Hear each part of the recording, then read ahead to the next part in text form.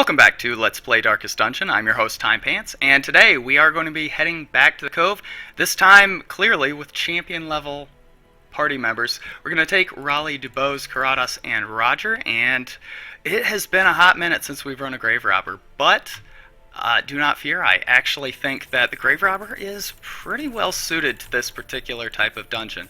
Now, my estimation of the Grave Robber has fallen off just a little bit in recent times.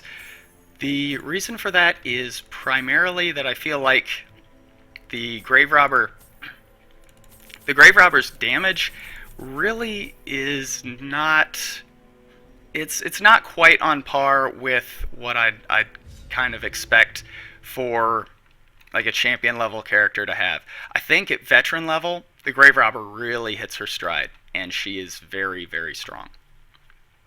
But beyond that, yeah, I feel like the Grave Robber maybe just doesn't have quite the punch. So instead, we are going to be packing the Stunning Satchel, and we're going to make her primarily some crowd control. Now, one of the things somebody posted in the comments that Poison Darts is actually an interesting choice for her. So why don't we ditch Pick to the Face, and let's just try Poison Darts. Let's see how it goes. We are also, going to be bringing our Man-at-Arms, our Vestal. For a common trinket, this is amazing. This is too good. How could this possibly be common, right? But there you go. Let's take advantage of it. We packed a lot of food, but I wasn't paying attention. We clearly didn't need it. That's all right. I think that's fine. Instruction on you. Weapons practice on self. And why don't we amp up the dodge skill here, because she's going to initiate with this Shadow Fade. And that's going to ramp up her dodge skill really fast. She already has Evasive, which I think is one of the best quirks in the game, particularly for a character like her. And fortunately, we got no ambush in the night, so great. Now, one of the things that I really like about games, just games in general, it doesn't even have to be like Vidya. Wow. Yeah, I remember reading about this. They massively increased the... Okay, I think they messed up the torches in the Cove because I can't interact with them. Yeah, one of the things I remember them saying that they changed in this most recent build is that, the traps have a much higher chance of inducing that. Oh, that is not good. So yeah, we're going to want to keep this stunned. Yeah, a much higher chance of inducing that, or sorry, not a higher chance, a longer duration of, this debuff, which of course is very bad, and we don't want that at all. So we're going to definitely try and deal with that as quickly as we can. The additional damage and no requirement, like no lighting requirement for the damage bonus and stun chance, just makes this, it's such a good trinket. But yeah, one of the things that I really like about games, just in general, this is going to be made Bola. Don't let me forget, this is going to be Bola.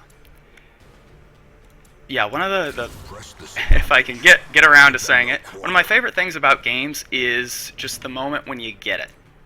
And what do I mean by that? I mean the moment where everything just kind of seems to click, and all of a sudden the game just makes sense.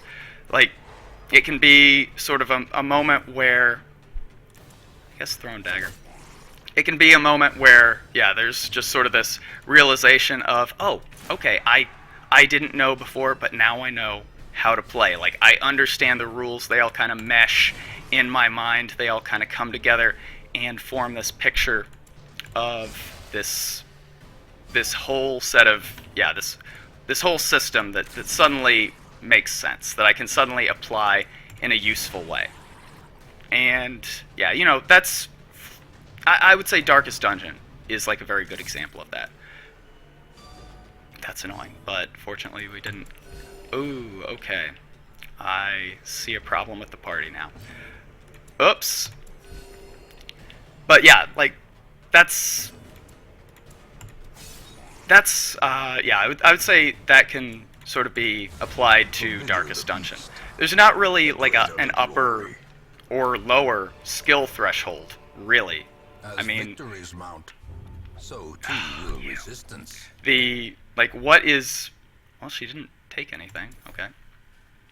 Like, what makes somebody good at Darkest Dungeon? Okay, we can interact with this, so it's just some of them, I guess. Weird. In Radiance, may we find victory. But yeah, there's not like a skill floor or a skill ceiling where, you know, until you are this adept at the game, you can't win, and until you are like, it ain't StarCraft is basically what I'm getting at. Like, you don't have to be amazing. You don't have to have like a high APM. You don't have to execute like one frame links to be good at Darkest Dungeon. You just basically have to understand what it is the game wants you to do. And once you're able to do that, once you're able to execute on that and apply the skills that the game wants you to apply, well then you're golden. You're in great shape. How do we want to think you? Probably could have attacked this guy too. But yeah, there's no like, yeah, there's no execution barrier. To use a fighting game expression, there's no execution barrier. How do we want to do this?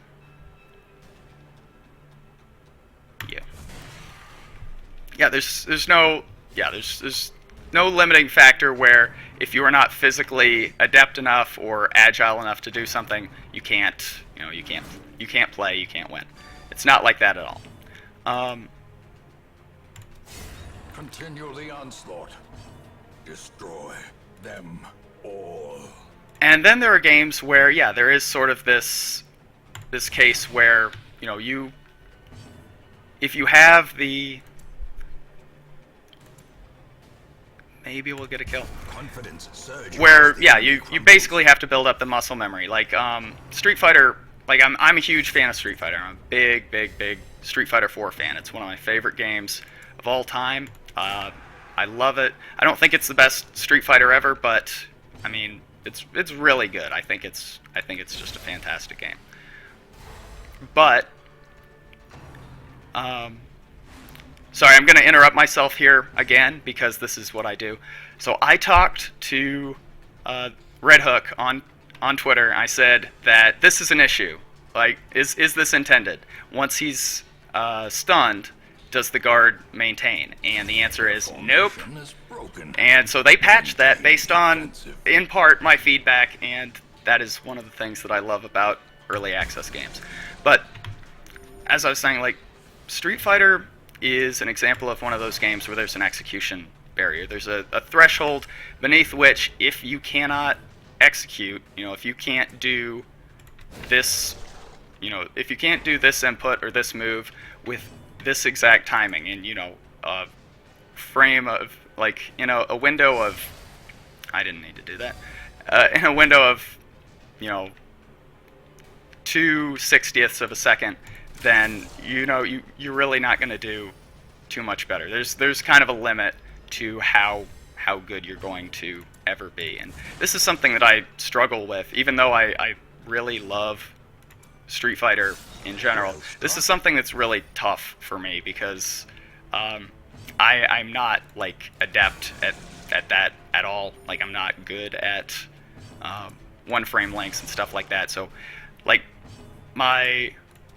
two main characters that I use are DJ and Evil Ryu, and both of those characters have, you know, some pretty difficult execution in one way or another. Like, their execution requirements are not the same. It's not the same sort of mechanics, but yeah, it's tough for me. And so, yeah, I haven't really had that aha moment where, you know, I get it and it all makes sense. That hasn't happened to me yet. But that's one of the things that I really love about games, just in general, that you can, sooner or later, with practice, with time invested, you can have that aha moment. You can get it. Like that's really cool for me. And yeah, so how do I want to do this?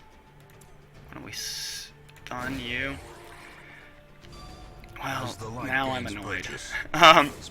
One of the But yeah, that's one of the great things about games is that you can have sort of that breakthrough. You can have that aha moment where you get it, it all makes sense, and from there you sort of break past this plateau and you're able to to excel and become proficient at the game. That's really cool. And so what am I getting at with all this? What am I trying to build towards? Well, after I take a sip of my beverage, I'll continue. Sweet water. All right. So I said, like, at the very beginning of this series, I'm sure, like, I bet you that there's not one person watching right now who watched the first episode, and for that, I'm gonna say thank you, because woof, that was rough. Like, I've gone back and listened to like the first 5 episodes a couple of times, and it was bad. Like, I was recording with my laptop's microphone, and no, not good at all. Like, the sound quality was terrible. I hate you. See, you proud of yourself?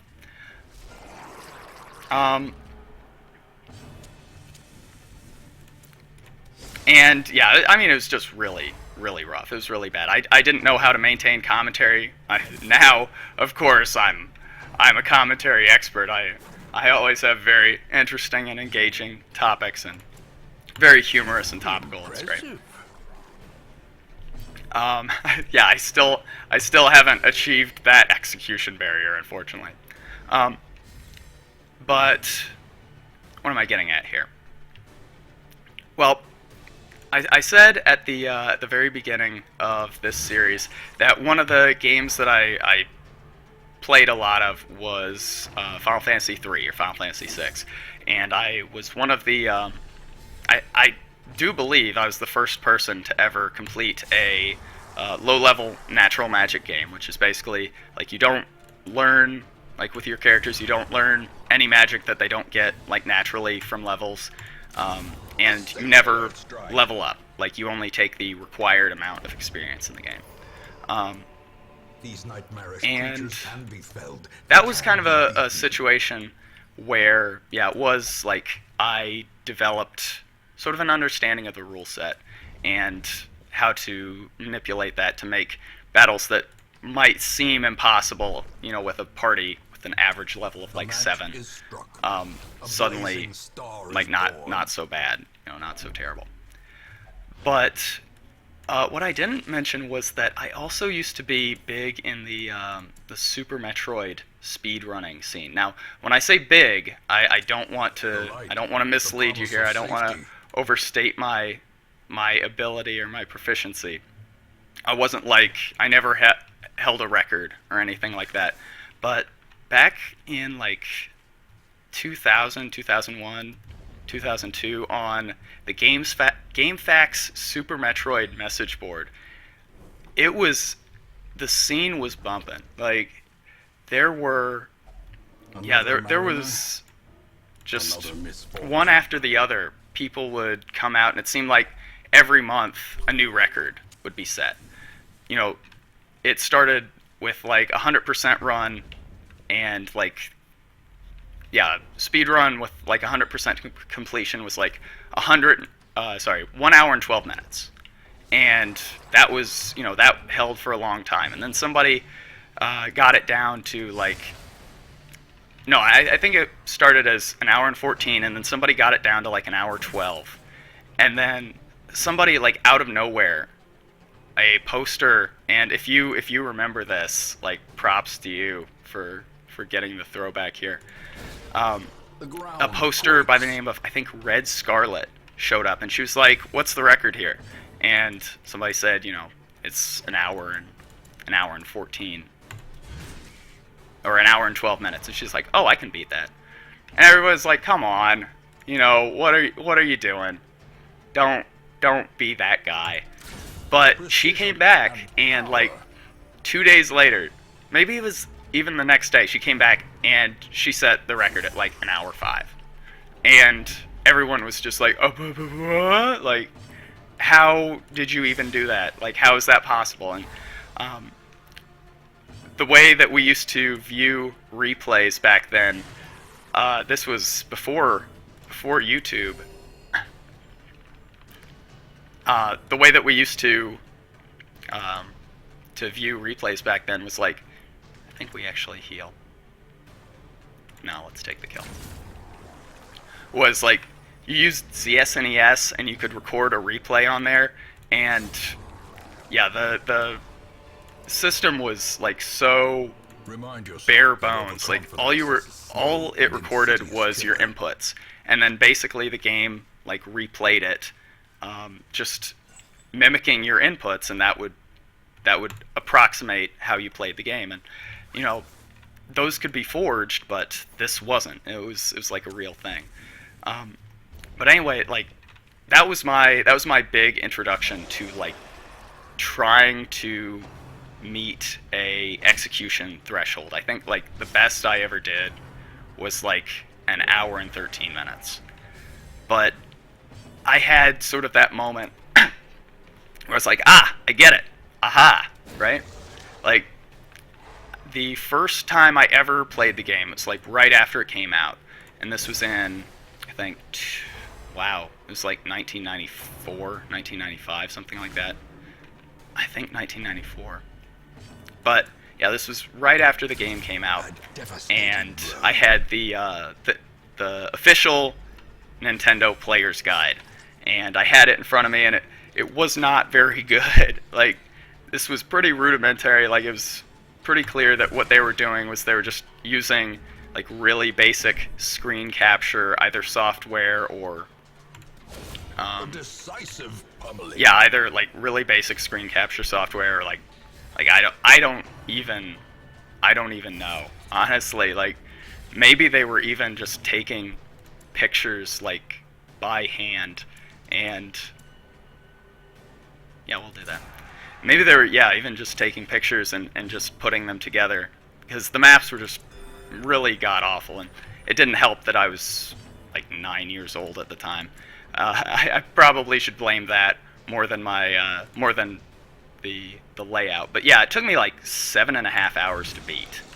And when I got into it in high school, because I was big into what I called mushroom hunting at that time, which is basically going and scouring old used game stores for stuff from previous generations. I was like really into like old Super Nintendo games. I played a lot of like Ninja Gaiden and Super Street Fighter 2 and all that stuff.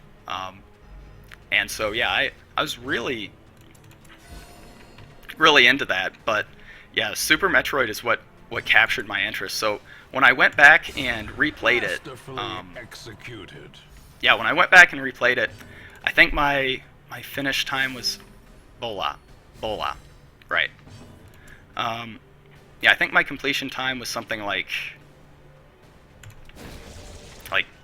2 hours and 20 minutes after I'd seen, like, I'd watched a couple of speedruns before I bought the game, because back then you didn't have eBay. Like, that didn't really exist, like, in a capacity where you could reliably get games that you wanted.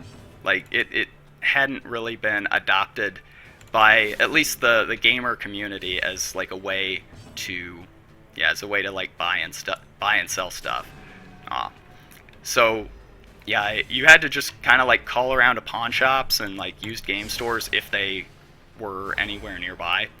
I am not doing this very efficiently. And so yeah, that's what I did. And yeah, I watched a couple replays and I got it down to like 220. Like on my first time playing again, with like 100% completion. And I thought, that's pretty good. But yeah, then suddenly like I watched. A trifling victory, We don't have what but we a need for this. victory nonetheless. Yeah, then I watched Red Scarlet's speed run, and all of a sudden, like, it just clicked. I was like, wait, hold on, I got this. And like my next run through was like an hour and like 20 minutes or something like that. Again, like this wasn't a big The way is record-breaking lit. The speed path run is or anything clear. like that. But it's just like, You I got require it. only the I strength got to it. follow Like, it makes sense. I figured it out. And yeah, that's just something that I think is really cool about games in general. Is just that they lend themselves, Bola. They lend themselves to that sort of experience where something doesn't make sense, and then all of a sudden it does, and you got it. And yeah, I just think that's really really cool. I think we're gonna stun here. And yeah, I don't know. I don't know. I just felt, jeez Louise, Unbalanced. like sharing that. But yeah, I do think that is one thing that makes Darkest Dungeon really good, is that it is accessible. Like, it doesn't have that executional threshold that you have to break through in order to be good at the game. Now, I love games like that. Like I said, Street Fighter 4 is one of my favorite games of all time. Like, I don't... I know there are a lot of people out there who are like, oh, Street Fighter 4, more like option select 4, or like more like crouch tech 4, or, oh, that game's not, it's not aggressive enough, and blah, blah, blah. Sure, it's not without its faults, of course. I meant to lunge. Whoops. This is the execution part, I guess. But yeah, this is just something that I think is pretty cool. That yeah, games can have that, and it's really nice that there are, like, there's differentiation between those. That some games out there, it is basically like StarCraft or Street Fighter, where you have to get the mechanical skill, like the personal mechanics, the muscle memory, and at that point, you can execute, you can play at a high level. Promises success. Wait, we have the scouting. Let's see if we're gonna need the shovel. We will. Ooh, that's why we check the scouting report. And yeah, I think for Darkest Dungeon, I really like that it's basically just, do you understand how the systems work? Do you understand how to run an optimal party? Do you understand, what sort of priorities you need to value based on your party composition in any given scenario? In any sort of encounter, or you're running low on food, you're running low on supplies. What do you do? I love that. I think that's one of the real strengths of the game, and I think that's definitely what makes this game so accessible. I think if this game were as sort of brutally unforgiving, as punishing as it has a reputation for being, and probably rightly so, I don't think the game would be nearly as popular. And how might a game like this have sort of an executional requirement? I say look no further than Undertale, which is a game that I talked about previously. That game does have sort of an executional requirement. I mean, it's not really big for most encounters, but yeah, that's a game where if you yeah, in any given encounter, there is, you have to sort of memorize the way the enemy attacks and sort of plan around it and play around it. Um, it's a little difficult to describe, but basically every enemy attack, um, every enemy attack opens like a little window down here. You have a cursor, and then they basically just fling some projectiles at you, and you more or less just have to dodge them. And for most battles, it's a little bit difficult until you figure out sort of the pattern that you need to play around, or the sort of skill that it's trying to test. And once you have that, you can probably dodge it 90% of the time consistently without any trouble at all. And this game could certainly have something like that, but yeah, I think simply just basically throwing a pop quiz to the player and saying, like, do you understand the game mechanics? Do you understand how to get through?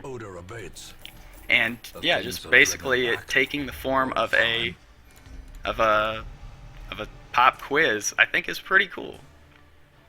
And yeah, definitely crucial to this game being the sort of breakout success that it is. I see something. Oh, yeah. Alright, well, that run went very well, despite being, I wouldn't say long, but longer. And let's see, next time, hopefully, yes, the Sunken Crew, the S Crew. So, let's call it here, and when we come back, we're going to fight the Sunken Crew. Thank you for watching, and I'll see you next time.